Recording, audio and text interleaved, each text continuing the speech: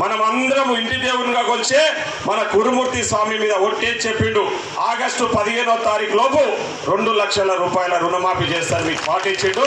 నేను కూడా మీకు మాట ఇస్తున్నాం తల్లి. మీరెవరు కూడా రైతులు, ఈ ఊర్లో కూడా చాలా మంది రైతులు ఉన్నారు. రైతులు రుణాలు తీసుకొని ఇబ్బందులు పడుతున్నారు కట్టుకోలేక, వాళ్ళకి మాట ఇస్తున్నాము. రైతు రుణమాఫీ చేస్తున్నాము.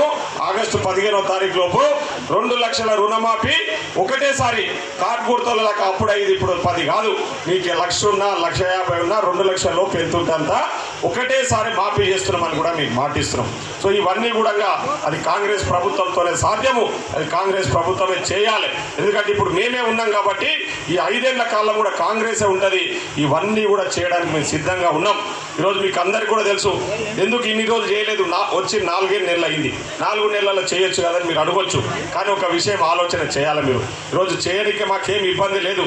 కానీ పరిస్థితులు ఏమున్నాయంటే కారు గుర్తోళ్ళు మొత్తము ఏమంటారు పందికోకులాగా మొత్తం దోసుకుపోయారు. ఖాళీ కుండలు పెట్టి ఏమీ లేకుండా ఖాళీ కుండలు ఇచ్చిపోతే ఈరోజు మన పాలమూరు బిడ్డ మన ఆత్మగౌరవం కోసం ఈరోజు అందరు రూపాయి కూడబెట్టి పైసలు జమ చేసి పథకాలు ఇవ్వడానికి మేము సిద్ధపడ్డాం. కొంచెం ఎలక్షన్ కోడ్ వల్ల ఇవి ఆగినాయి. ఖచ్చితంగా మేము వచ్చి 4 నెలలు అయింది. వాళ్ళ 10 సంవత్సరాలు ఉండి కూడా ఏం చేయనట్లు కాదు. 4 నెలలు అయింది. ఇంకా 2 నెలల సమయం ఏమని